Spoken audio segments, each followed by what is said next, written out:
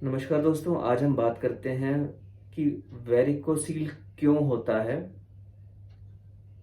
क्या वेरिकोसील अगर किसी को है, क्या ये फैमिलीज में रन करता है? अगर किसी आदमी को वेरिकोसील है, क्या आगे उसके बेटों को होने का चांसेस ज़्यादा हैं? क्या उसके भाइयों में ये होने के चांसेस ज़्यादा हैं? और एक और जो लोगों को कन्फ्यूजन रहती है कि क्या वेरिकोसील और वेरिकोज वेन्स सेम है। आइए इन बातों के बारे में जानकारी लेते हैं। पहले ये समझते हैं कि वेन्स क्या होती हैं। किसी भी अंग को खून पहुंचाने के लिए एक नस होती है और दूसरी जो नस होती है वहां से बिना ऑक्सीजन वाला खून वापस हार्ट की तरफ, सर्कुलेशन की तरफ लेके जाने वाली। जो खून की नसें ऑक्सीजन वाला ब्लड एक अंग को पहुंचाती हैं उनको हम आर्टरी कहते हैं। जो खून की नसें बिना ऑक्सीजन वाला ब्लड वापस सर्कुलेशन की तरफ लेके जाती हैं अंग से, उनको हम वेन्स कहते हैं। अगर हम अंडकोश की बात करें, अंडकोश से जो बिना ऑक्सीजन वाला खून, जो वेन्स हैं, वेन्स अंडकोश से बिना ऑक्सीजन वाला खून अंडकोश से सर्कुलेशन की तरफ लेके जाती हैं।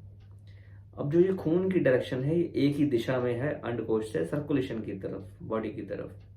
और इसके अंदर ये डायरेक्शन जो है मेंटेन करने के लिए अंदर वॉल्व्स होते हैं। अगर ये वॉल्व्स खराब हो जाएं, जो कि आमतौर पे बाय बर्थ ही होते हैं, तो धीरे धीरे उसके अंदर जो खून जो है वहां पे पूल होना शुरू हो जाएगा, उल्टी दिशा में वहां ब्लड आना शुरू हो जाएगा और वो नसें धीरे धीरे, क्योंकि वहां ब्लड का वॉल्यूम ज्यादा हो गया है, वो नसें फूलनी शुरू कर जाएंगी। इसी को हम वेरिकोसील बोलते हैं। आमतौर पे बचपन में ये दिखाई नहीं देती, बहुत रेयरली बच्चों में दिखाई देती हैं। प्यूबर्टी के आसपास क्योंकि ब्लड फ्लो काफ़ी बढ़ जाता है अंडकोश में और उस टाइम पे ब्लड पैरामीटर्स चेंज होते हैं, तो अक्सर ये प्यूबर्टी के टाइम पे प्रेजेंट पहली बार पता चलता है कि वेरिकोसील है, प्रेजेंट है। दूसरी चीज जो थी कि क्या ये फैमिलीज में रन करता है, तो कुछ स्टडीज की गई थी। कुछ डॉक्टर्स ने ऐसा स्टडी किया, 2010 में एक पेपर पब्लिश हुआ, जिसमें हमें पता चला कि जिन फैमिलीज में वेरिकोसील है, अगर किसी एक आदमी को वेरिकोसील है, तो उस फैमिली में उसके बेटों को या फिर उसके भाइयों को, फर्स्ट डिग्री जो रिलेटिव्स हैं उनको ऑलमोस्ट 3 टाइम्स ज्यादा चांसेस हैं कि उनको भी वेरिकोसील होगी। तो ये दूसरे सवाल का जवाब था। तीसरा, वेरिकोसील और वेरिकोज वेन्स में क्या फर्क है। वेरिकोसील है जो अंडकोश की नसें हैं, अगर वो फूल जाएं खराब वॉल्व के कारण, उसको हम वेरिकोसील कहते हैं। अगर जो टांगों की जो वेन्स हैं उसके वॉल्व खराब हो जाएं और वो नसें फूलनी शुरू हो जाएं, तो उसको हम वेरिकोज वेन्स कहते हैं। दोनों की ट्रीटमेंट अलग अलग है और दोनों के सिम्टम्स भी अलग अलग हैं।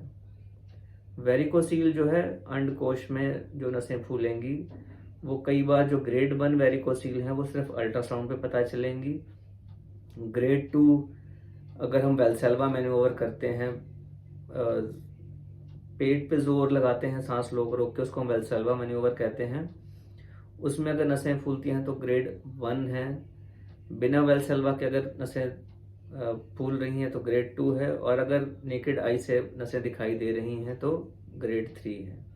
तीनों का ट्रीटमेंट अलग अलग है, प्रेजेंटेशन अलग अलग है, और डायग्नोसिस के लिए क्लिनिकल एग्जामिनेशन करते हैं और स्क्रॉटम का डॉपलर अल्ट्रासाउंड स्टडी बोलते हैं। एक प्रकार का अल्ट्रासाउंड है स्पेशल, जिसको डॉपलर अल्ट्रासाउंड कहते हैं।